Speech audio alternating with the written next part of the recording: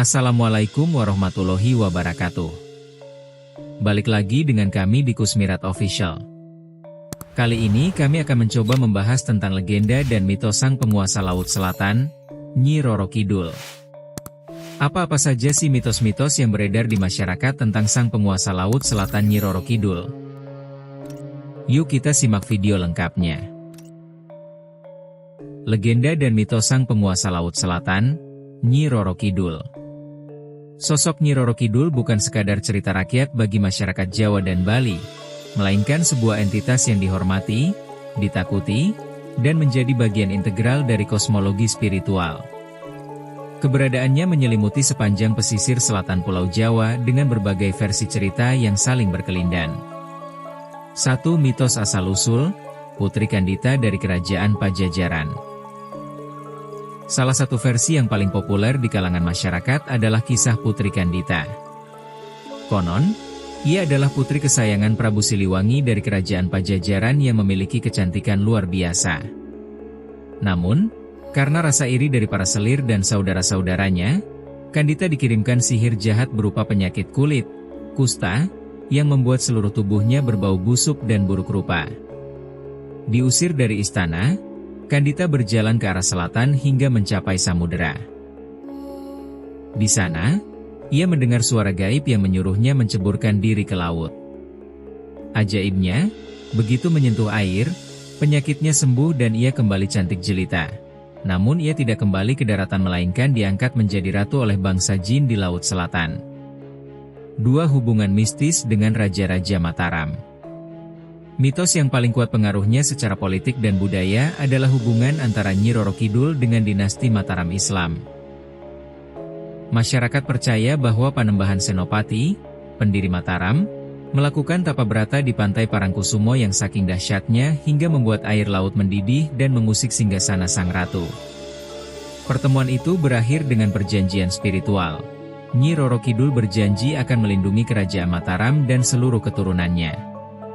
Hingga saat ini, diyakini bahwa setiap Raja Mataram, termasuk Kesultanan Yogyakarta dan Kasunanan Surakarta, adalah suami secara spiritual dari sang ratu. Inilah yang mendasari ritual labuhan yang rutin digelar pihak keraton hingga sekarang. 3. Pantangan pakaian berwarna hijau. Mungkin ini adalah mitos yang paling terkenal di kalangan wisatawan. Masyarakat sangat meyakini bahwa siapapun yang berkunjung ke pantai selatan, seperti Parangtritis atau Pelabuhan Ratu, dilarang mengenakan pakaian berwarna hijau muda atau hijau pupus. Alasannya, hijau diyakini sebagai warna kebesaran sang ratu.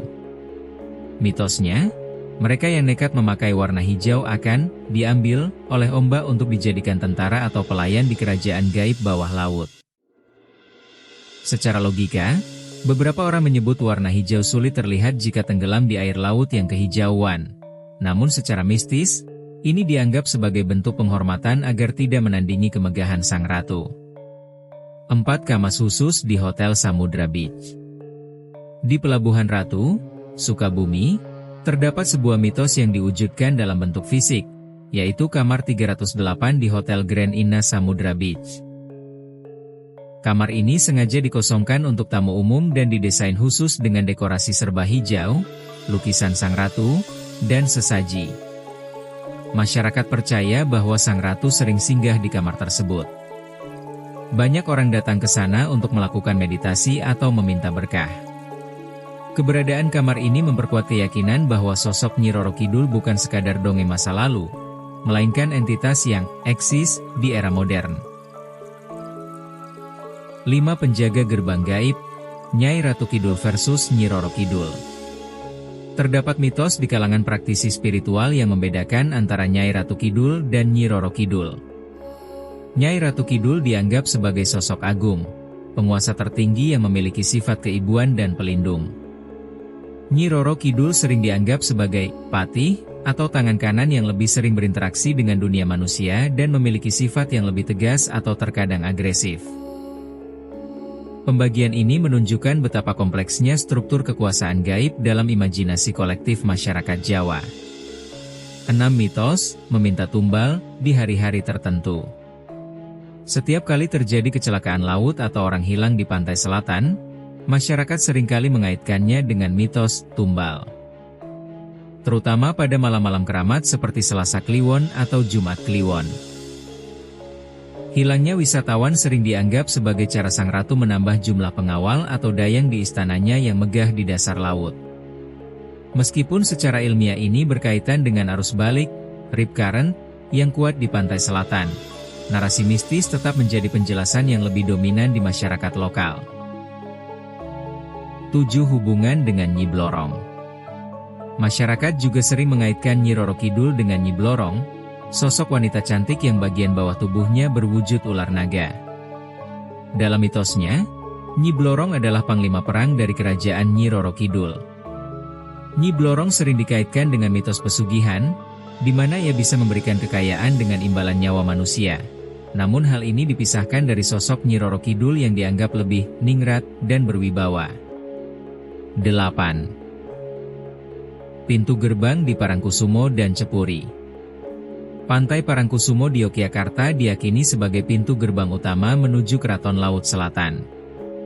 Di sana terdapat area bernama Cepuri, tempat yang dipercaya sebagai lokasi pertemuan pertama antara Panembahan Senopati dengan Sang Ratu. Hingga kini, tempat ini menjadi pusat ziarah bagi masyarakat yang ingin memanjatkan doa atau melakukan ritual ngalap berkah. Kesimpulan. Mitos-mitos di atas menunjukkan bahwa Nyi Roro Kidul bukan sekadar cerita seram, melainkan simbol kekuatan alam yang tak terduga. Bagi masyarakat, mitos ini berfungsi sebagai aturan tidak tertulis untuk menjaga tata krama saat berhadapan dengan alam, laut, yang dahsyat. Kepercayaan ini menyatukan unsur sejarah, agama, dan tradisi dalam satu narasi yang terus hidup melintasi zaman. Demikianlah cerita tentang legenda dan mitos sang penguasa Laut Selatan, Nyi Roro Kidul yang berhasil kami kumpulkan dari berbagai sumber.